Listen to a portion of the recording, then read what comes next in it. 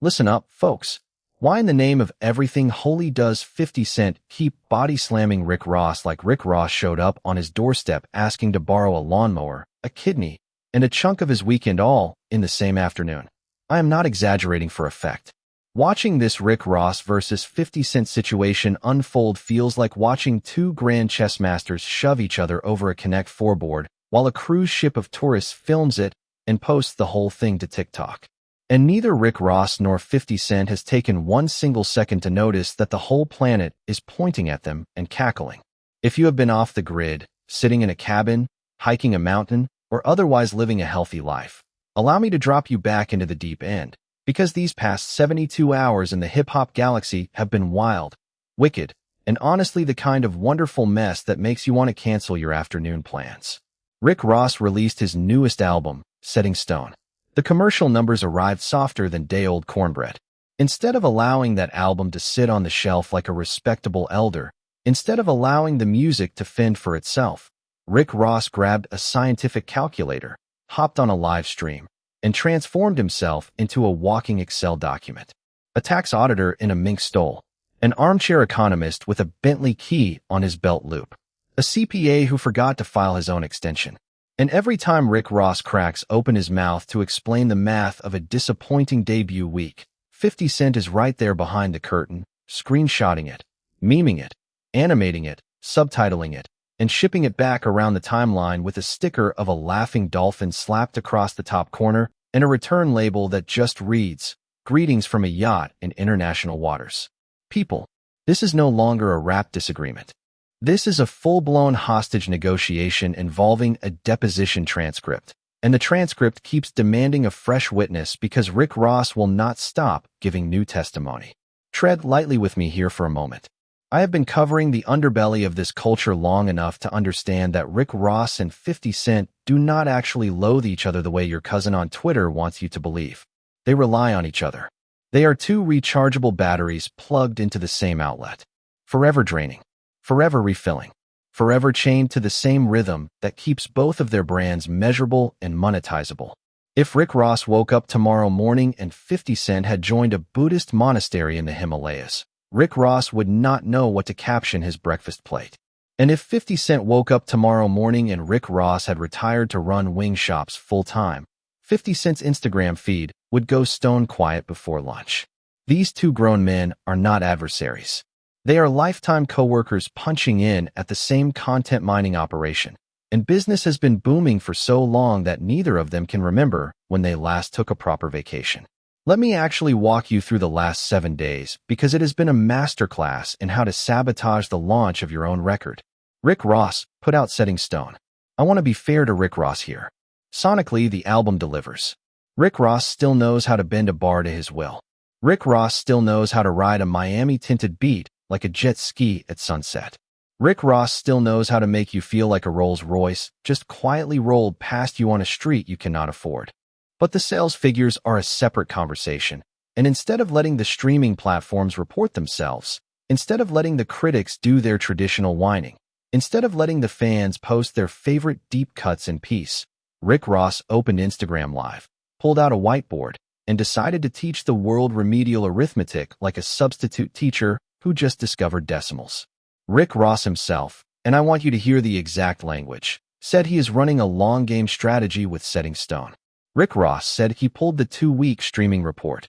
Rick Ross said the album generated approximately 63.5 million streams. Rick Ross said that number breaks down into roughly 42,000 album equivalent units. Rick Ross said 22,000 in the opening week and 20,000 in the second. Rick Ross said, and this broke my composure, that there is no fall off, that this is a marathon, that this is how the boss keeps eating. When I tell you my headphones nearly slid off my head, believe me. In 2 decades of watching Rick Ross wear the Miami Boss crown, I have never watched Rick Ross break down streaming to album equivalency ratios like a graduate student defending a dissertation on data economics. Rick Ross spent his entire career convincing us that the boss does not count pennies. Now the boss has laminated the pennies. The boss is asking us to check his work, and the work has visible correction fluid on it. That right there is where the whole rollout drove itself into a ditch, cracked an axle, and started begging the tow truck to accept an apology instead of payment. Because the very second Rick Ross put on his calculator glasses, 50 Cent picked up the cent from 4 states away. 50 Cent, if you know your history, is the apex predator of hip-hop pettiness. Curtis Jackson does not require a valid reason. Curtis Jackson requires an opening.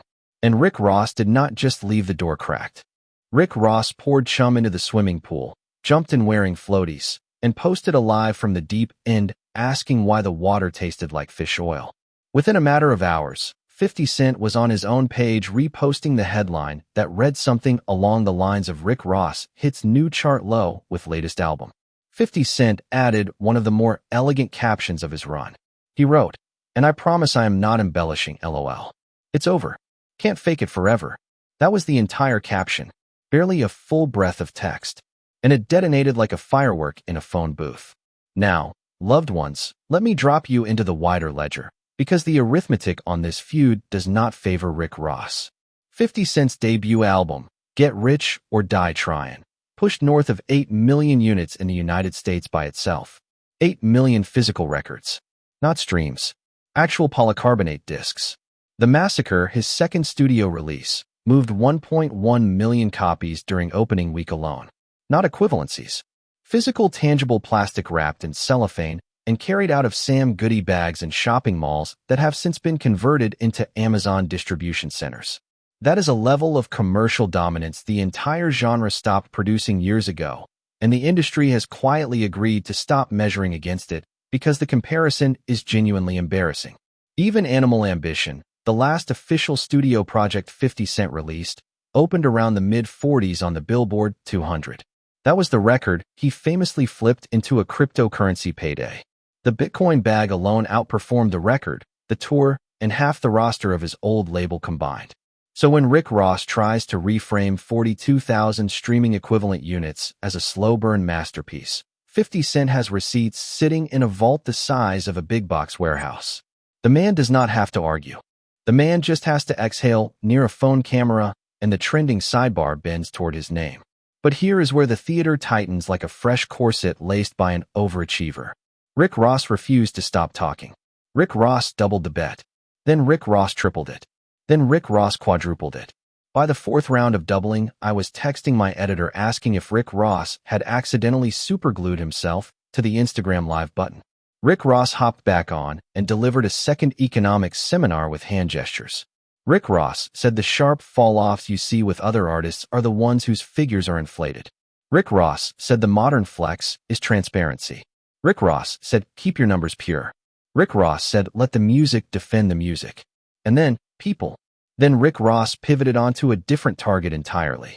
Rick Ross said those G-Unit sneakers are about to be at Costco, baby. Rick Ross said he preferred the Lloyd Banks high-top design anyway. Rick Ross said give Lloyd Banks his own personal footwear line. Rick Ross said since the Free Boozy campaign appears to have wrapped, maybe 50 Cent should refocus his energy on the shoe department. Zoom in on this frame. Rick Ross understood that 50 Cent's Reebok partnership had been quietly rerouted into discount retail channels. Rick Ross saw the merchandise moving through the outlet aisles the way a boxer sees a dropped guard, and Rick Ross snapped off a jab that landed on the shoebox rather than on the shoulder. Bringing Lloyd Banks into the frame was surgical precision, because Lloyd Banks is one of the very few people 50 Cent has never publicly demolished. Lloyd Banks is the untouchable G-Unit relic. He is the loyalty artifact. Rick Ross weaponized loyalty against the general. That was Sun Tzu wearing a Miami license plate holder. But being clever without commercial firepower behind you is just a smart man losing loudly at a poker table where every player can read his hand through the reflection in the wine glass. And 50 Cent, being who 50 Cent is, does not answer jabs. 50 Cent answers with a bulldozer. Within 24 hours, 50 Cent posted a screenshot listing his 10 top-performing scripted series on the Starz platform. Power Book 3 Raising Cannon. Force. Power Book 2 Ghost. Fightland, the new franchise on the docket. BMF. The Nowhere Man. The entire Power cinematic universe he architected from scratch, while the rest of hip-hop was still arguing about who had the better mixtape run in 2007. The caption said something to the effect of, "The facts are the facts. I am about to turn it up. Fightland is the new wave. the last episode of Raising Cannon drops this week. Check me out. And in that one Instagram post, 50 Cent shifted the whole battlefield off the streaming charts and onto the television grid, where he is objectively, with Nielsen data, with executive producer credits, the most successful black entertainment executive of the past 10 years running. Backchannel chatter has been feeding me for months that 50 Cent's real strategy in this feud has nothing to do with music. He recognizes that Rick Ross still has bars. He recognizes that Rick Ross has a respectable catalog. He recognizes that Rick Ross remains a technician when the booth door closes. But 50 Cent is not fighting the music fight anymore. 50 Cent is fighting the portfolio fight. And inside the portfolio fight, Rick Ross has Wingstop and Checkers.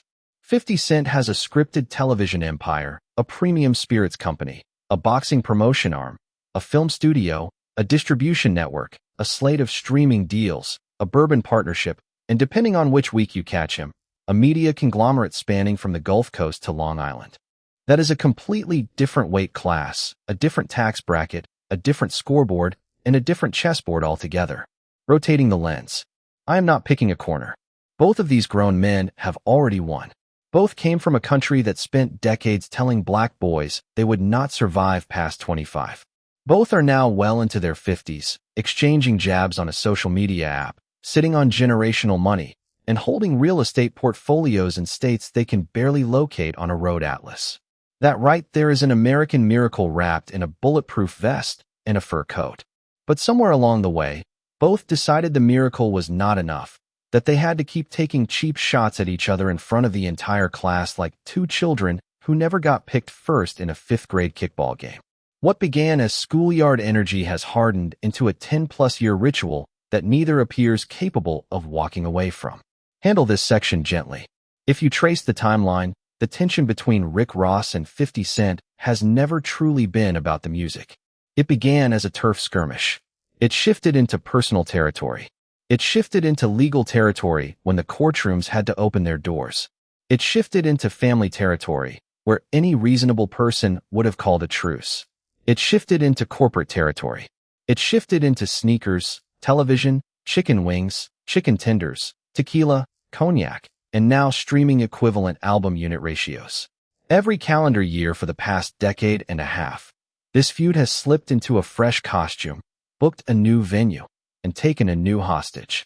Every single year, the internet dresses the whole thing up like it is a brand new episode when in reality it is the 20th rerun of a syndicated sitcom. Really now? Really? If you want to see how theatrical this whole thing has become, allow me to guide you through the Detroit turnout drama. About 2.5 weeks ago, footage began ricocheting around the social platforms from a Rick Ross concert in the greater Detroit area. The clip showed a mostly hollow venue at 8 in the evening. Now, the concert was scheduled for 8:30. If you are being honest with yourself, an 8 o'clock arena shot before an 8:30 show is not evidence of failure. It is evidence that concert crowds still arrive on their own schedule. 8 o'clock at any concert in America looks like a barbershop after closing time. 8 o'clock at any concert in America looks like a food court during a Wednesday lunch shift. But that did not stop the clip from traveling the entire globe overnight. And that did not stop 50 Cent from reposting it with the caption energy of a man who just discovered someone dropped a $50 bill in front of him. Here is where things got genuinely spicy. After Twitter began attaching country of origin tags to accounts pushing slanderous content, the account that originated the Detroit clip traced back to Ghana. Beloved audience, I say this with warmth and geographic curiosity.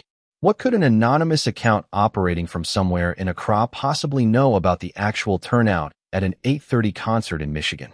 Somebody is clearly running a boutique disinformation shop out of an internet cafe with a chicken coop in the parking lot, and 50 Cent, whether he realized it or not, ended up amplifying the smoke. The actual footage from later that evening painted a completely different mural. The venue filled up. Cash Doll came through and rocked the crowd. Rick Ross took the stage. The audience rapped along to the deep album cuts. The show did not just happen. The show delivered. But the internet had already stapled its opinion to the wall at 7:59, and once the internet nails its opinion to a wall, the internet would rather amputate a limb than pry the nails back out. That is the whole crisis of this feud. The internet is not fact-checking. The internet is scorekeeping. And 50 Cent is playing the internet the way Miles Davis played a trumpet, the way Basquiat played a canvas, the way a pitmaster plays a smoker. With authority, with intuition, with just enough controlled recklessness to keep every neighbor leaning across the fence. Salt this take with your own judgment, because Rick Ross is not innocent in this exchange. Rick Ross posted a slide of the article about the Reebok inventory landing in Costco. Rick Ross wrote something like, "They got these at Costco now, the Lloyd Banks high tops are better." Rick Ross posted another slide accusing 50 Cent of filming the sneaker commercial at Rick Ross's own Shreveport studio, and Rick Ross tacked on a punchline. Rick Ross said, "You forgot to build your own." Really now? Really? That is not the voice of the boss. That is the voice of a group chat participant with a fully charged phone. The actual boss does not text from the group chat. The actual boss owns the group chat and reads it quietly while sipping something amber from a heavy-bottomed glass. But then 50 Cent returned to the ring, and this is when the temperature climbed into an actual fever. 50 Cent jumped onto that same thread and said, in effect, that within 5 minutes Rick Ross was going to be counting how many chicken tenders got sold at Wingstop, how many crinkle-cut fries moved at Checkers, how many lemon pepper wet orders got mis-tagged last Sunday afternoon. That single sentence did more structural damage than a full-length diss record could ever hope to accomplish. And it did that damage in less than 15 seconds of scrolling because it was not attacking the music. It was attacking the identity. 50 Cent was informing Rick Ross that Rick Ross is no longer a rapper. Rick Ross is a franchise operator moonlighting as a recording artist, and every human being with a phone screen can see the transition except Rick Ross himself. Here is the piece of the ledger nobody is honest enough to circle. 50 Cent was almost telling the truth. Rick Ross's actual empire is not sitting in his back catalog. Rick Ross's empire is sitting in wing franchises, commercial real estate holdings, luxury automobiles, and a state-of-the-art film production studio in Louisiana that Rick Ross constructed while everybody else was arguing about who had the better verse on which street mixtape. Rick Ross is one of the more diversified business minds in hip-hop history. That is a Harvard Business School case study waiting to be published. But Rick Ross refuses to let his microphone habits catch up to his boardroom resume. Rick Ross keeps trying to win a rap argument that he outgrew years ago. Turning the page. Rick Ross went back on Instagram after 50 Cent's television flex and said that if those streaming figures other artists post were genuine, why is nobody able to sell anything else? Why can't they move alcohol? Why can't they move sneakers? Why can't they move tequila? Why can't they move cologne? Rick Ross said the modern flex is having zero bots. Rick Ross implied that whatever streaming numbers 50 Cent claims to have are inflated by artificial traffic. Beloved, that is a heavyweight swing. Because when you accuse 50 Cent of inflating anything, you are picking a fight with a man who has been publicly auditing his own name since 2003. 50 Cent, whatever else you say about him, does not fake numbers. He invents numbers. There is a genuine philosophical difference between those two verbs, and understanding that difference is a graduate seminar in modern personal branding. Let me pull you into an even deeper layer. Rick Ross is 50 years old. 50 Cent is 50 years old. Both of these men are staring down the identical demographic cliff, and neither of them wants to be the first one to blink. Because in the culture of hip-hop, admitting that you have aged past the top 40 chart is the same as admitting you have aged past relevance. And for a rapper of their generation, relevance is not a nice-to-have. Relevance is the actual currency, not the streams, not the sneakers, not the tenders, not the tequila, the plain oxygen of remaining talked about.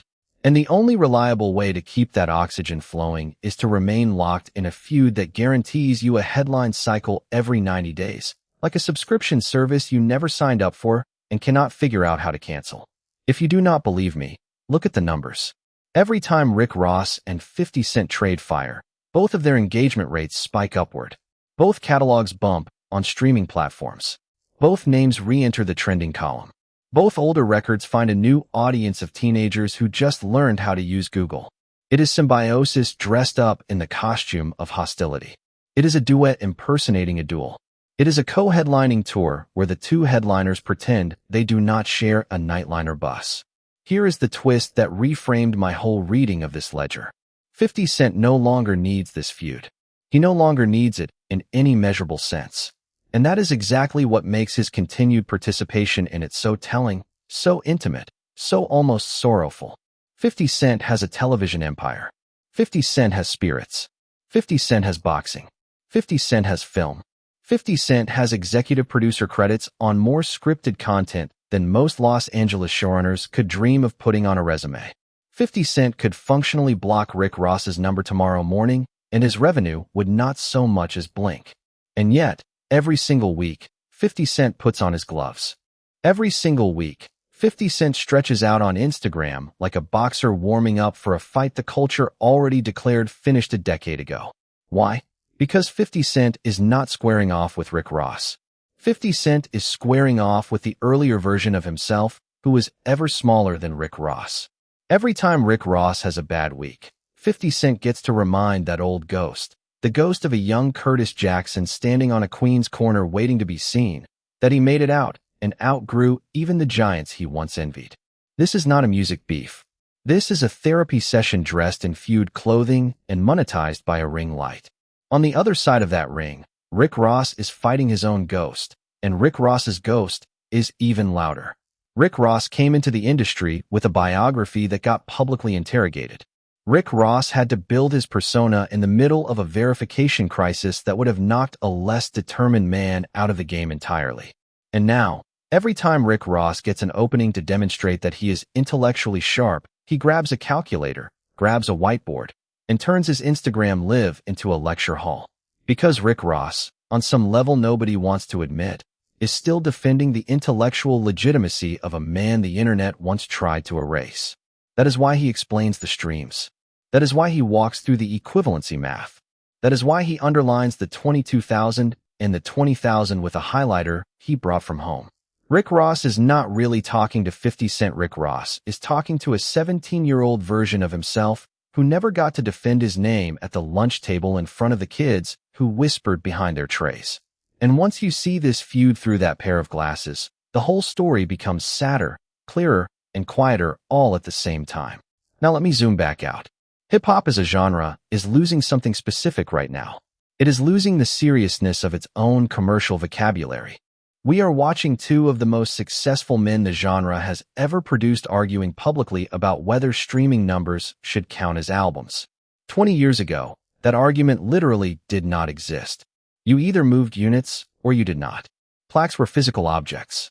The wall in the label office had a real compact disc encased behind glass. Today, the plaques are algorithmic estimates rounded up from server logs. The gold has become a metaphor. The ceremony has become a group text between publicists. And nobody, including the people handing out the trophies, seems to know what a hit truly means anymore. That vacuum is precisely the space that allowed a feud like this to survive so long. In a world where nobody agrees on what winning looks like, both men can claim they are winning simultaneously. Rick Ross can insist his album is a slow burn. 50 Cent can insist his television slate is outperforming your favorite rapper's discography. Both statements can be simultaneously true and simultaneously false in the same paragraph in the same news cycle. That is the entire business model powering hip-hop discourse right now. Tread lightly with me here. Both Rick Ross and 50 Cent have officially graduated out of the demographic that decides what songs become hits. Neither of these men holds the 20-year-old ear anymore. That is not a failure. That is physics. Nobody controls the 20-year-old ear forever. Not Michael Jackson. Not Prince. Not Jay-Z. Not Kendrick. Not Drake. Time flattens everybody. Time refuses bribes. But the healthiest version of any legacy artist is the one who accepts that the crown has become decorative and starts building the archive. Rick Ross should be building the archive. 50 Cent should be building the archive. Instead, both keep circling each other in the parking lot outside the archive with their sleeves rolled up and their phones fully charged. Let me detour into the theater layer. Both Rick Ross and 50 Cent, I say this with complete respect, are absolutely elite performers. They understand how to package hostility into a shareable moment. They understand how to time an Instagram caption to the exact hour when engagement peaks. They understand that a strategically placed 13-word Instagram slide can generate more press than a 9-figure marketing budget staffed by a 50-person agency. And quietly, they have collectively figured out that manufactured feud content is a cheaper, higher yield promotional vehicle than any paid campaign either of them has ever run. In other words, this looks less and less like a beef and more like a joint venture. A collaboration wearing rivalry cologne. A pay-per-view where the ticket is free and the pay-per-view is the followers themselves. Backchannel chatter tells me both camps have staff whose entire job is keeping the temperature adjusted to exactly the correct degree. Not enough heat to invite legal repercussions. Not enough cold to fall off the timeline. A perfectly calibrated oven cooking the same casserole for 15 years straight, and every household on the block keeps ordering off the menu without ever pausing to ask why the menu never gets updated. Here is why I keep taking this feud seriously. There is a genuine casualty inside this whole cycle. And the casualty is not either man's bank statement. The real casualty is the lesson this story teaches the next generation of Black entrepreneurs in music. You have two of the most successful men the genre has ever produced, and instead of publicly modeling reconciliation, mentorship, or even calm indifference, they are publicly modeling permanent low-grade hostility as a business strategy. That gets copied. Younger rappers watch this. Younger executives watch this. Younger business owners watch this, and they internalize the idea that success in this culture means never being able to sit next to a peer at an industry dinner without a caption war breaking out on Twitter before dessert arrives. Here is another layer. There is an entire generation of hip-hop journalists, podcasters, and reaction channels who built their platforms on the back of this exact feud. Blogs monetize it. Podcasts schedule around it. Reaction channels raise their kids on the ad revenue it generates. The Rick Ross versus 50 Cent economy is not just two men. It is a whole ecosystem, and the ecosystem has employees, freelancers, contractors, and a payroll. That is why the feud never dies. Too many mouths eat when the two of them argue.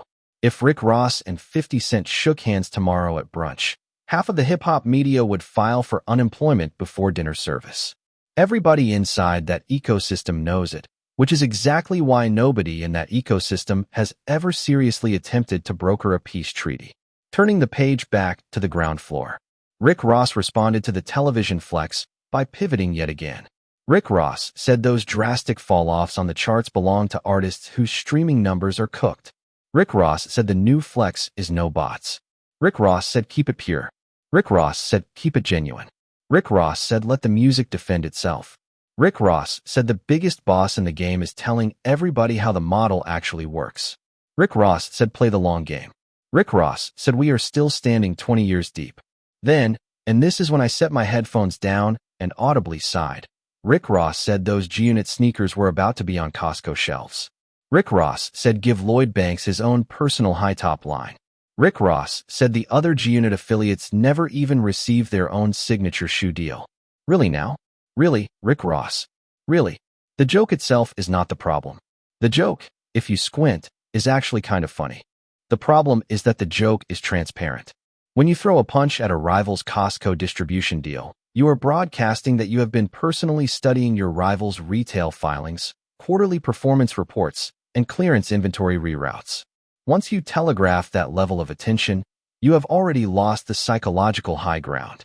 The boss does not read the enemy's Costco statements. The boss does not know the enemy shops there. The boss has a personal shopper who has their own personal shopper. Now 50 Cent, when he responds, will not respond in text. He will respond in Premiere schedule. That is his signature move.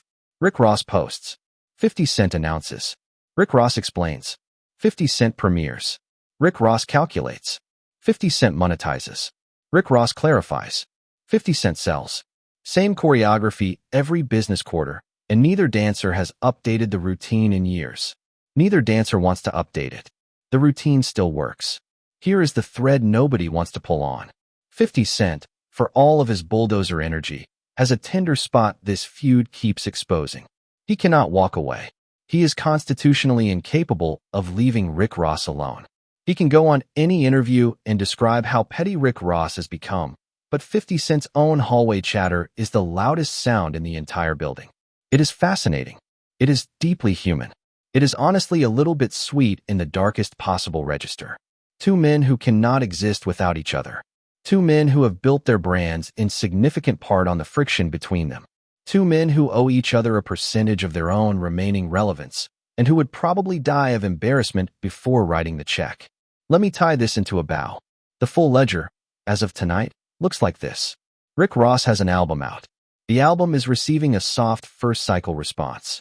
Rick Ross has spent more time defending those numbers than promoting the actual songs, which is the professional equivalent of arriving at a wedding and giving a speech about your own divorce halfway through the champagne toast.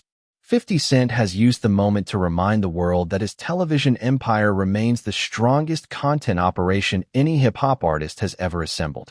Rick Ross has weaponized the sneakers. 50 Cent has weaponized the wings. Both men have publicly accused the other of being obsolete. Both men have utterly failed to notice that their shared obsolescence is precisely the product they have been selling as a duo for over a decade, and the shared product is more profitable right now than either of their solo careers. The question is not who won the past 7 days. The question is what would this feud look like if either one of them decided to stop? Because whichever man stops first at this stage of the game genuinely wins. Whichever one silences the notifications, deletes the next Instagram slide, and takes the walk toward the archive, that is the man who ends up with the closing chapter, the last paragraph, the final say. Neither of them appears interested in that chapter. That is the part that keeps me pacing my studio floor at 3 in the morning, because the smartest tactical move on the entire chessboard is exactly the move neither player will ever agree to make. Look, I love Rick Ross. I love 50 Cent. I have driven with the windows rolled down blasting hustlin'. I have driven with the windows rolled up leaking many men. I have watched both of these men construct entire universes out of a set of speakers, a stack of opinions, and the sheer force of their own personalities. It genuinely aches to watch two universes collide over and over again in the parking lot of a social media app that neither of them owns equity inside. Allow me to leave you with this last thought. There is a version of this story 6 months from tonight where the feud resets again. There is a version where 50 Cent drops a Fightland teaser trailer featuring a Rick Ross sound-alike character as a comedic villain in the 3rd episode. There is a version where Rick Ross opens a chicken wing joint in a strip mall directly across the street from a G-Unit-affiliated business and puts up a glowing neon sign that faces their front door. There is a version where the two of them accidentally cross paths on a red carpet and pretend they do not see each other while their handlers negotiate the seating chart behind their backs. In every one of those versions, the algorithm eats. In every one of those versions, the followers grow.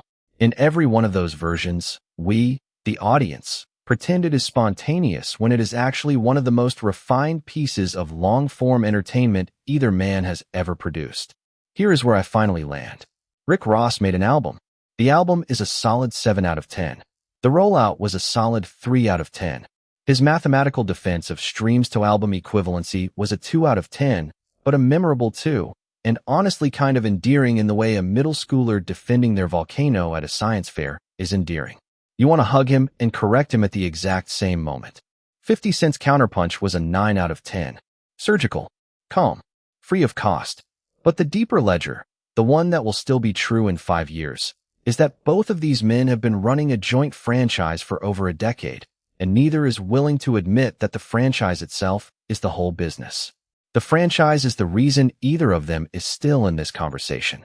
That is why I keep coming back.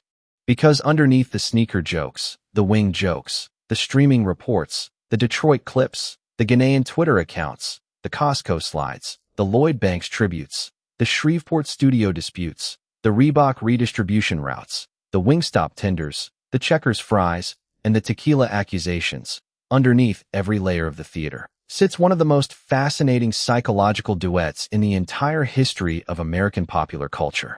Two grown men, two ghosts, one extended punchline that neither of them will ever finish delivering. And the punchline itself has become the entire show. Drop your read into the comments and let me hear what is echoing in your corner tonight. Tell me which side you are on this particular week, because I already know it shifts, and I already know that you know it shifts.